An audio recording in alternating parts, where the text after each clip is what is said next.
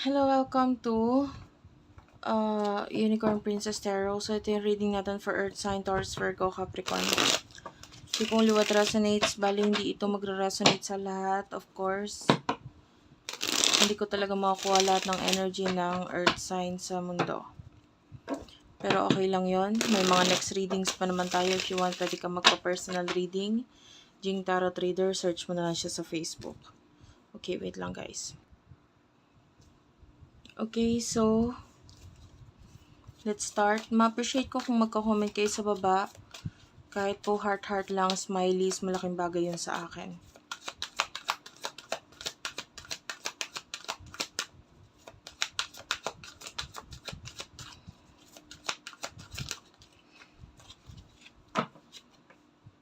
Ten of Wands, the Six of Coins for Earth sign, please. Pwede magkapalit-palit roles dito, ha? You do have here Nine of Wands and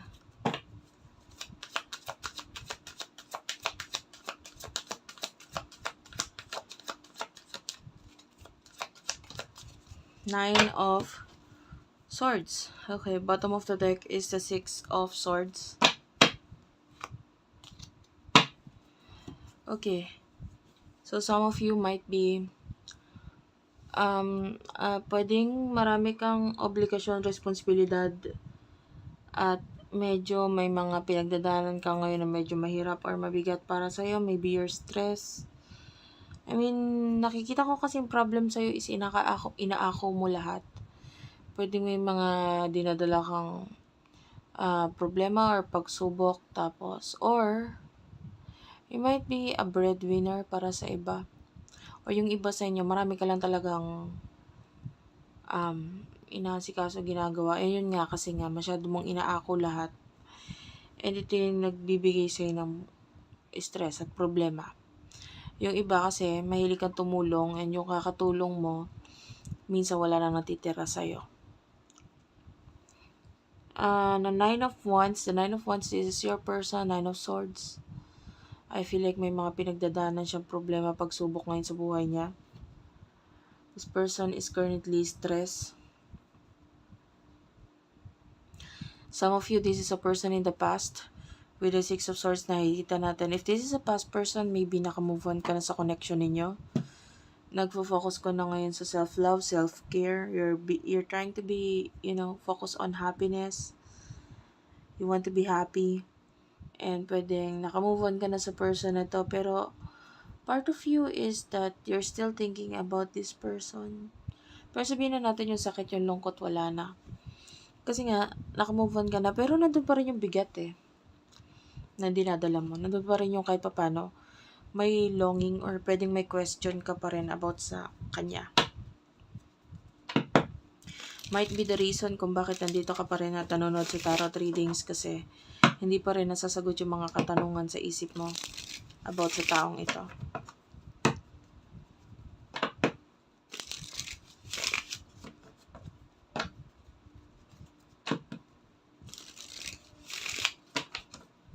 Emotions ninyo sa isa't isa.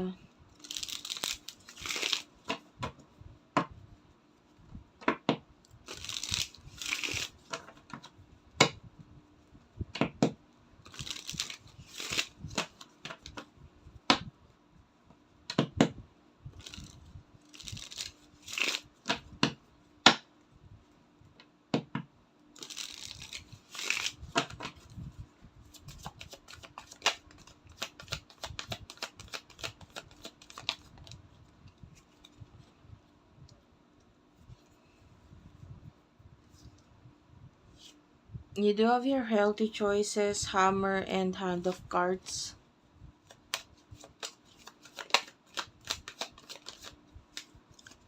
The chaser, love call, and stab in the back. Separation is at the bottom of the deck. Okay.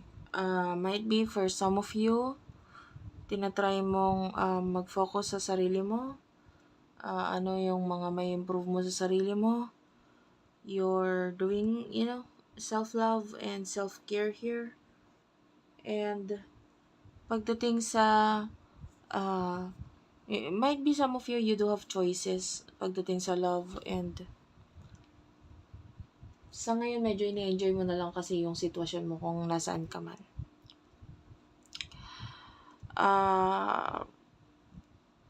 Maybe you're still thinking about this past person, pero sabi ko nga, pwedeng kasi may question ka na lang sa isip mo.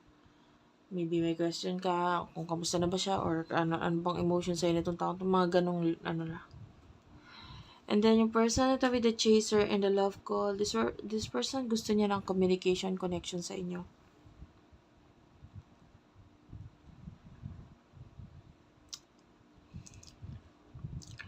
Gusto niyang makausap ka, maybe even through phone, through chat, through video call. Pero this person pwedeng nasasaktan kasi siya eh.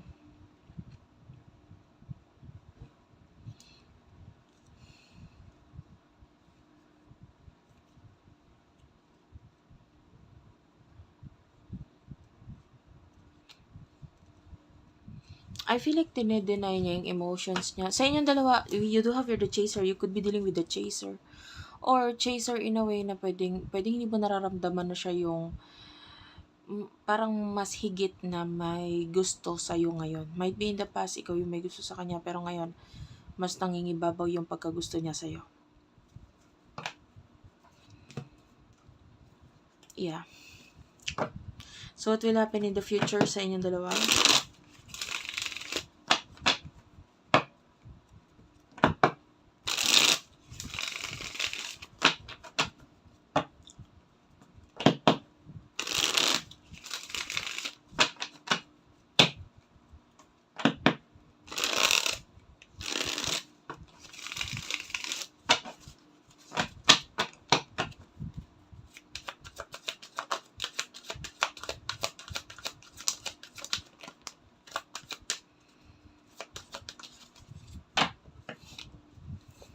Okay, Knight of Coins, Nine of Coins, and the Two of Wands.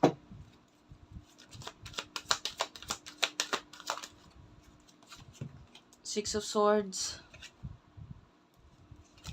Two of Coins, and okay. Ito lang yung kukunin ko, yung isang nakahiwalay. I want to clarify the King of Coins, please. Clarified by the Five of Cups. Makikita mo yung picture dito, it's so sad. Here with the Five of Cups. Well, I'm seeing you in the future. You are focusing on your money. Nakikita natin, you do have a lot of clients. You do have a lot of maybe customers if you're a businessman, businesswoman, whatever your career is. Medyo nakukuha mo yung attention ng mga tao. And this would lead into you having a lot of kausap, and you will be very busy. Nakakita tayo ng mga plano sa'yo in the future, maybe with regards to your career, with regards to your business, money, all in all, may mga plano ka dyan. More on money ang focus mo dito. And I'm seeing that itong person na to is really nasasaktan in the future because might be nararamdaman niya na unti-unting nawawala or wala kang pakialam sa kanya, or might be yung focus mo is na iba. And the Six of Swords,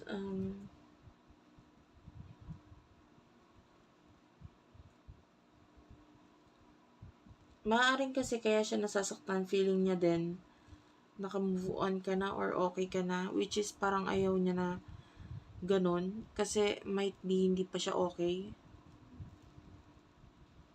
And this person could be parang secretly ikaw pa rin ang nasa isip nitong taong to, kasi hindi mo siya masasaktan eh kung hindi kanya iniisip, or baliwala lang siya, or baliwala ka lang sa taong to. But I feel like importante ka sa kanya. So, nasasaktan siya na maramdaman na parang baliwala na siya sa'yo.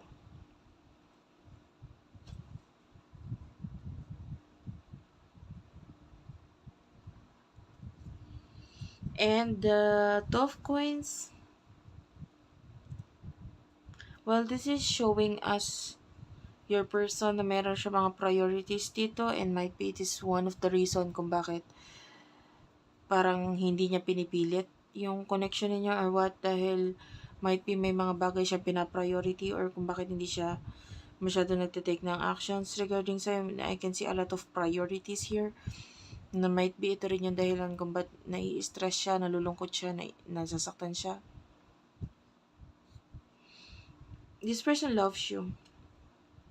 Pero nakita natin dito na parang mahirap para sa kanyang gumawa ng changes, ng actions, ng pagbabago. Kasi might be kailangan ng ending, big ending sa buhay niya, or may kailangan siyang i-end na parang hindi niya kayang may end basta-basta, kasi it's one of, priorities ngayon ng person na ito. And mahirap. So anyway, that's it for now. Thank you for watching, guys. I love you all, and bye-bye.